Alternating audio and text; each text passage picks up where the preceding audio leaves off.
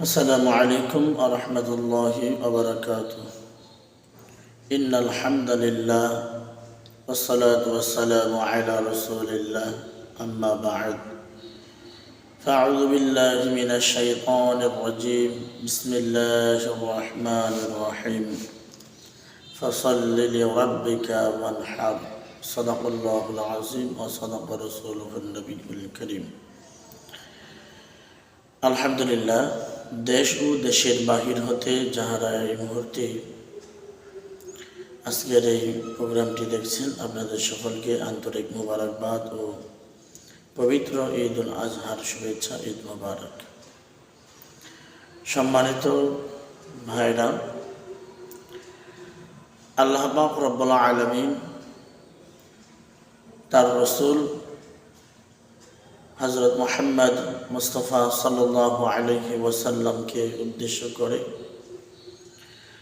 পুরা উম্মতে মুহাম্মাদের নিকট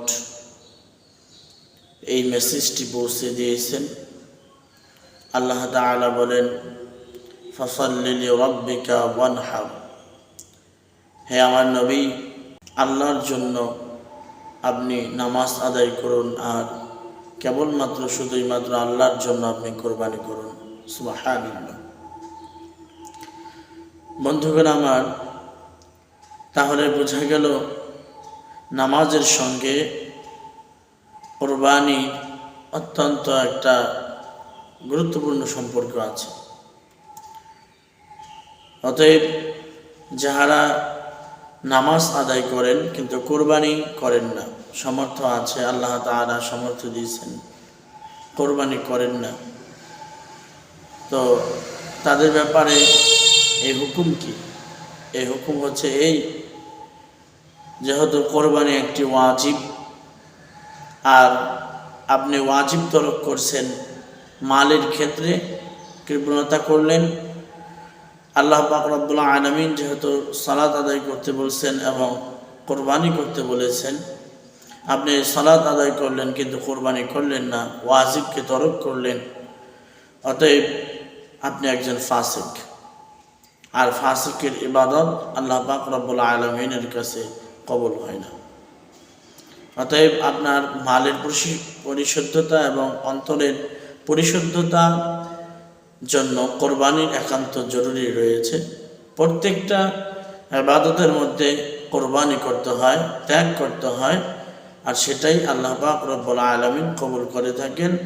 আর যারা ইবাদতের ক্ষেত্রে, জীবন পরিচালনার ক্ষেত্রে তাকওয়া অবলম্বন করেন, আল্লাহ রব্বুল আলামিন তাদেরকে ভালোবাসেন।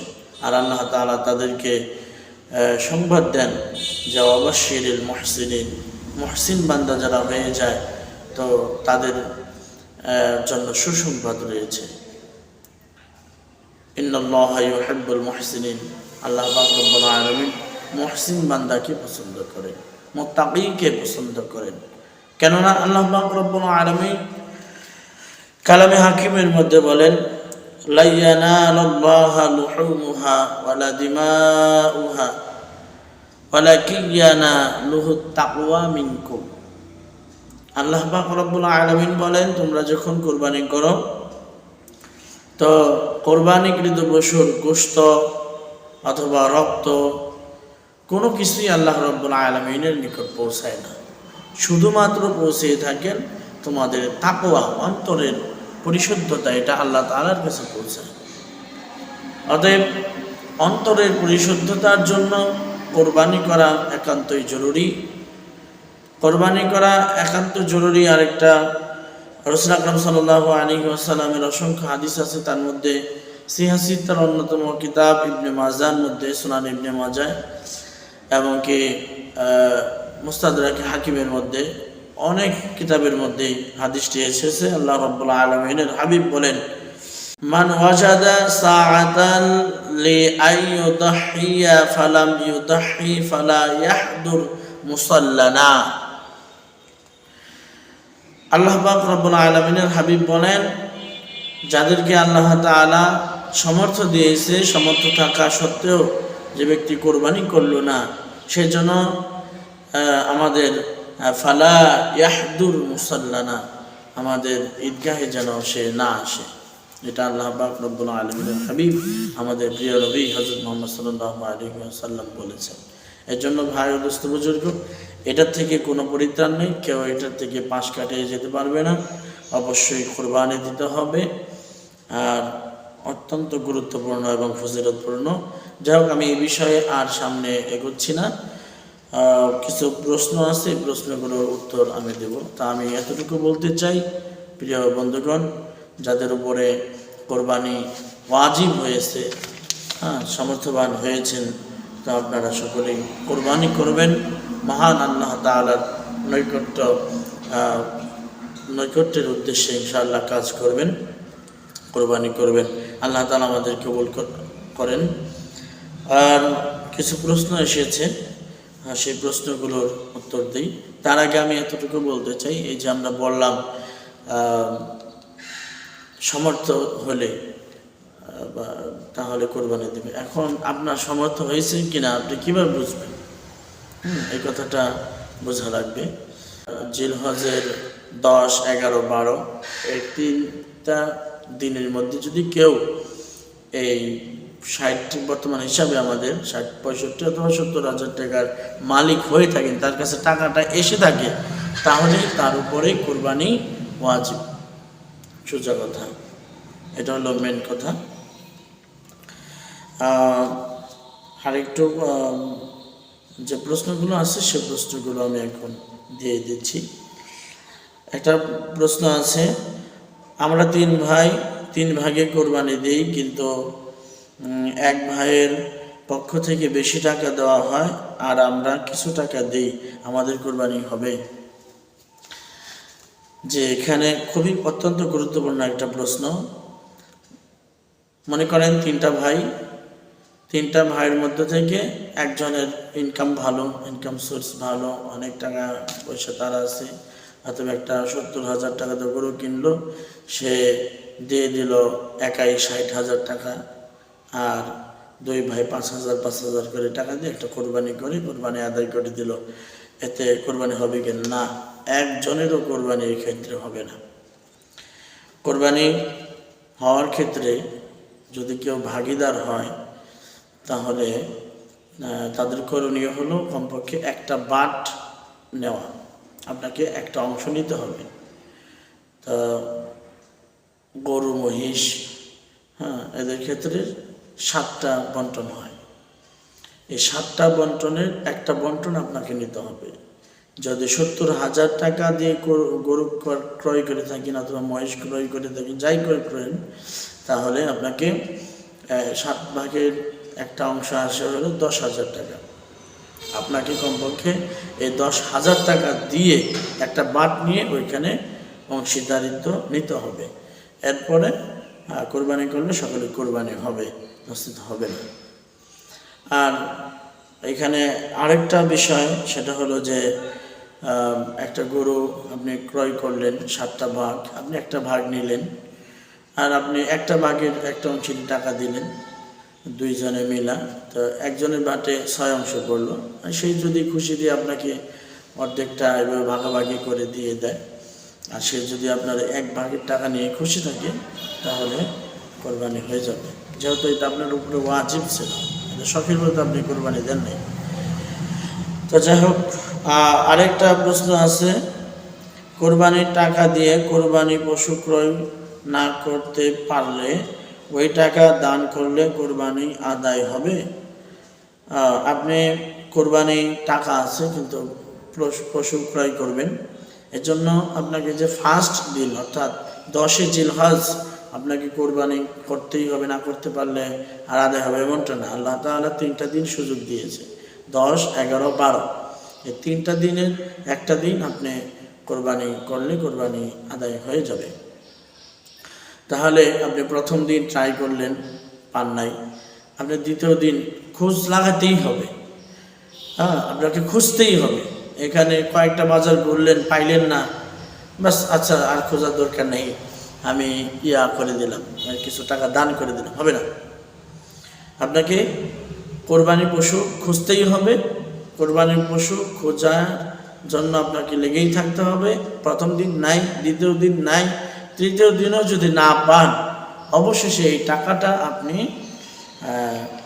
আল্লাহর সন্তুষ্টির জন্য অন্যত্র দান করতে পারেন। কিন্তু আপনি কোনো চেষ্টাই করেন নাই, আপনি ঝাই ঝামেলা হয় বিদায় আপনি কুরবানির পশু ক্রয়ের যে টাকাটা রেখেছিলেন এই টাকাটা আপনি কী করলেন, দান করে দিলেন। এতে আপনার কোরবানির হক আদায় হবে না, আর এই দানটাও হবে না। আচ্ছা, এরপরে প্রশ্ন হলো, কোরবানি না করে কোরবানির টাকা বন্যায় ক্ষতিগ্রস্তদের মাঝে দান করলে কোরবানি আদায় বা সওয়াব পাওয়া যাবে কিনা? না, কখনোই না। আপনাকে কে বলেছে আপনি কোরবানির টাকাকে গরিব দুঃখীর জন্য রেখে দিবেন? কোরবানি দেওয়ার দরকার নেই, বন্যায় মানুষ কষ্ট করতেছে তাদেরকে আমি দিয়ে দিই, না না। কোরবানি ঈদের অর্থাৎ ঈদুল আজহার সর্বোত্তম আমলই হচ্ছে কোরবানি করা, নাহার করা, জবেহ করা। আপনি সেটা বেঁধে রেখে আপনাকে কোনো সুযোগই নাই যে এই টাকাটা আপনি অন্যত্র দান করে দিবেন। আপনার এত টাকা দান করতে মন চাইলে আপনি আপনার অনেক কিছু জমি জমা বিক্রি করে দান করেন, কিন্তু আপনার উপরে যে কোরবানির হুকুম একটা ওয়াজিব হয়েছে, আপনাকে এটা অবশ্যই কোরবানি করেই আদায় করতে হবে। আপনি কোরবানি করে এই গোস্তগুলো তাদের জন্য নিয়ে যান, তাদের খুবই প্রয়োজন। আপনি ওই রকম সিদ্ধান্ত নিলে কোরবানি হবে না, কোরবানির সওয়াবও পাবেন না, এতে আপনি নিজে ফাসিক হিসাবে গণ্য হবেন, সাবধান। কোরবানির পশুর চামড়া খেয়ে ফেললে চামড়ার মূল্য দান করতে হবে কি? কোরবানির পশুর চামড়া, প্রথম কথা হচ্ছে কোরবানির পশুর চামড়াটা খাওয়া যায় কিনা। হ্যাঁ, যদি কেউ ইচ্ছা করে কোরবানির পশুর চামড়া, গরু, ছাগল, দুম্বা, এগুলোর চামড়া যদি কেউ ইচ্ছা করে যে এটা আমরা প্রসেসিং করে এগুলো খাবো, খেতে পারে, এটা জায়েজ আছে, কোনো অসুবিধা নেই। এখন যদি কেউ খায় কোরবানি, আমরা তো জানি কোরবানির চামড়াটা গরিব দুঃখীর হক। কোরবানি চামড়া পরিবর্তে টাকা বের করে তারপরে আদায় করতে হবে কিনা? না। কোরবানির চামড়া, পশুর চামড়া যদি নিজে ব্যবহার করেন অথবা খেয়ে ফেলেন, নিজের কাজে লাগান, তাহলে আপনাকে আর ভিন্ন কোনো কিছু করতে হবে না। তবে যদি এগুলো আপনি বিক্রি করেন, যখন আপনি বিক্রি করলেন তখন এগুলোর হক গরিব মিসকিন হয়ে গেল, আপনি এটা খেতে পারবেন না, অন্য কিছু করতে পারবেন না, আপনাকে এটা দান করতে হবে। লিল্লাহ বোর্ডিংয়ে, এতিমখানায়, গরিব মিসকিনকে আপনাকে দান করে দিতে হবে।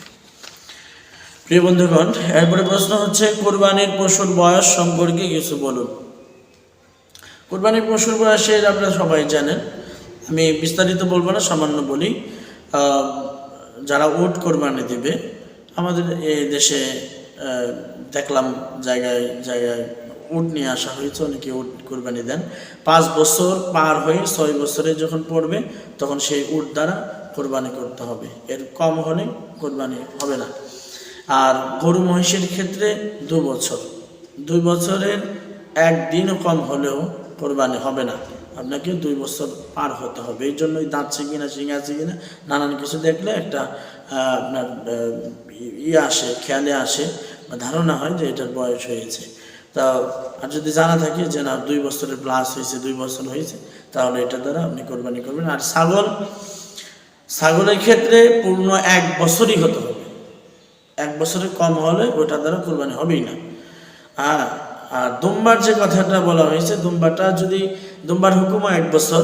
তবে কোনো দুম্বা যদি 1 বছরের দুম্বা এরকম কোনো প্রাণীর মেষ পালের মধ্যে ছেড়ে দেওয়া হয়, আর যদি দেখা যায় যে 6 মাস 7 মাসের দুম্বাটা একেবারে ওদের সাথে মিশে গেছে, অর্থাৎ 1 বছর বয়সীদের মতো দেখা যায়, তাহলে সেটার দ্বারা দুম্বার ক্ষেত্রে কোরবানি হবে। কিন্তু ছাগলের ক্ষেত্রে পূর্ণ 1 বছর হতে হবে। এই হলো কথা। এরপরে যদি কোনো প্রশ্ন থাকে আপনারা করতে পারেন ইনশাআল্লাহ।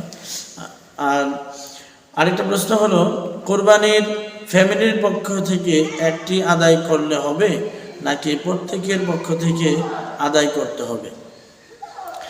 হ্যাঁ, এটা দুইটা মত আছে। এক হলো যে কোরবানির যদি আপনার একটা ফ্যামিলির পক্ষ থেকে কোরবানি দেওয়া হয় একটা, এরপরে আদায় করে দেওয়া হয়, কোরবানি হয়ে যাবে। তবে সবচাইতে উত্তম হইল আপনার যেই নেশাব পরিমাণ সম্পদের মালিক হয়েছে, যার কাছে আমি একটা হিসাব দেখাইলাম 65 থেকে 70,000 টাকা যার কাছেই আছে, হ্যাঁ, সেই নিজ ইচ্ছায় তার একটা অংশ সে কোরবানি দিতে উৎসাহিত হবে। এটাই রয়েছে। যেমন আপনার স্ত্রীকে আপনি কিছু সম্পদ দিয়েছেন, কিছু গহনা দিয়েছেন, সেটার মালিক, তাকে আপনি মালিক বানিয়ে দিয়েছেন, তো তার উচিত তার পক্ষ থেকে একটা কোরবানি করা। আর সন্তানকে কিছু টাকা দিয়েছেন বা তার কাছে সঞ্চয় আছে, তো তারও উচিত এরকম, সেও নিসাবের মালিক হয়েছে, অতএব তারও উচিত একটা অংশ কোরবানি করা। আর পিতা যদি এদের পক্ষ থেকে আদায় করে দেয় তাহলেও আদায় হয়ে যাবে ইনশাআল্লাহ। আচ্ছা, আরেকটা প্রশ্ন আমি নেব, এরপর আর ভিডিওটি লম্বা করব না। সেটা হলো, নিয়তকৃত পশু বিক্রি করে অন্য পশু ক্রয় করে কোরবানি দিলে কোরবানি হবে কিনা? হ্যাঁ, আপনার নিয়ত মানেই তো এটা যে ওইটাই দিতে হবে এমনটা, আপনি নিয়ত করতে পারেন। তা যদি এটা না হয়, আপনি আরও বড় সড়ো কিছু দিবেন, সেক্ষেত্রে আপনি এটা বিক্রি করে এরপরে অন্য একটা এনে দিতে পারেন। তবে যদি মান্যত থেকে থাকে, মান্যত যেটা আপনি মানছেন, তাহলে সেটা আপনাকে ওইটাই দিতে হবে। হ্যাঁ, যেমন আমি একটু ক্লিয়ার করে দিই, এই বিষয়টা অত্যন্ত জরুরি। আমাকে একজনে প্রশ্ন করেছিল ফোনে, কিন্তু আপনাদের মাঝে আমি এটা জানানোর একটু আগ্রহী হইলাম এর জন্য, যে এরা অনেক সময় আমাদের গ্রামগঞ্জে এরকম করে থাকে যে পালে গরু আছে, গাভী আছে, তা বললো যে এই গাভীটা আমি কোরবানি করে দেব, এরকম একটা নিয়ত রাখলো, কিন্তু কোনো ক্রমে সেটা দিতে পারলো না, তাহলে কোনো অসুবিধা নাই, সে অন্যটা দিবে। কারণ তার উপরে যদি কোরবানি ওয়াজিব হয়ে থাকে, তাহলে সে অবশ্যই অন্য পশু হোক আর ওইটা হোক, যেভাবে হোক, সে তার কোরবানির হক আদায় করবে। আর যদি এমন সময় হয়ে থাকে, আমরা অনেক সময় খেয়াল করছি যে কোরবানির আপনার যে পালের যে গাভীটা, এই গাভীটার বয়স একটু সীমা পার হয়েছে, তো ভাবছে যে এরকম নিয়ত করে থাকি যে এরপরে যদি আর পাল না ধরে, অর্থাৎ যদি আর বাচ্চা কনসেপ্ট না করে, তাহলে এটাকে আমি আল্লাহর রাস্তায় কোরবানি দিয়ে দেব। হ্যাঁ, এটা একটা নিয়ত, এটা নিয়ত। আচ্ছা, তাহলে এই নিয়ত, সে এটাকে বিক্রি করে আবার অন্যটা দিতে পারে, আবার ওইটাও দিতে পারে। আরেকটা হলো যে প্রসব হচ্ছে, অনেক সময় কষ্ট করছে, আমি এক জায়গায় দেখলাম একজনে বলে ফেললো যে আল্লাহ, এই বাচ্চাটা সহি সালামতে যদি হয় আর আমার গাভীটা যদি বেঁচে যায়, তাহলে আমি এই বছর বা সামনের বছর আমি এটাকে কুরবানি দিয়ে দেবো। এই যে একটা নিয়ত করলো জরুরতের ক্ষেত্রে, উজুরের ক্ষেত্রে, এটা কিন্তু ভাই মানতি হয়ে গেছে, আপনাকে ওইটাই দিতে হবে কোরবানি। যাই হোক, আলহামদুলিল্লাহ, আমি আর লম্বা করছি না। কথার ক্ষেত্রে অনেক সময় ভুল ভ্রান্তি হতে পারে, ক্ষমা দৃষ্টিতে দেখবেন। আর এটা সবার মাঝে পৌঁছায় দেন, যেন সবাই উপকৃত হতে পারে। পরিশেষে আমি এই কথাটাই বলতে চাচ্ছি, আমি আবার ঘুরি যে ভাই, যাদের কোরবানি করার সমর্থ আল্লাহ তাআলা দিয়েছেন, তো আপনারা সকলেই কোরবানি দিবেন, কেউ বঞ্চিত হবেন না। আর কোরবানি ঋণগ্রস্ত থাকলে আগে ঋণগুলো পরিশোধ করার চেষ্টা করেন। কোরবানি পশু খোঁজার আগে আপনার কাছে কেউ অর্থ পায় কিনা, টাকা পায় কিনা, ঋণ আছেন কিনা, আপনি সেই খোঁজে এরপর হক আদায় করে নিন। আপনার কাছ থেকে ঋণের বোঝা কি কমায় নিন, এটা হলো আপনার জন্য আগে। আর একটা কথা আছে যে ধার করে কোরবানি করবেন আপনি, না, ধার করে আপনাকে কোরবানি করার কোনো প্রয়োজন নেই। কোরবানি সেই করবেন যার উপরে কোরবানিটা ওয়াজিব হয়েছে, সমর্থ হয়েছে, সে কোরবানি করবেন। যদি সাধারণ সমর্থ হয়ে থাকে, একেবারে অসচ্ছলও না সচ্ছলও না, কিন্তু কোরবানি ওয়াজিব হয় নাই, যদি একটা ছাগল চান বা একটা বাট নিয়ে কোরবানি করবেন, আপনার মনে ইচ্ছা জাগে, আপনি করতে পারবেন। তো যাই হোক, আল্লাহ পাক রব্বুল আলামিন আমাদের সকলকে তাকওয়ার সহিত কোরবানি করার তৌফিক দান করেন, আমিন। ওয়া আখির দাওয়ানা আনিল হামদুলিল্লাহি রাব্বিল আলামিন। আসসালামু আলাইকুম ওয়া রাহমাতুল্লাহ।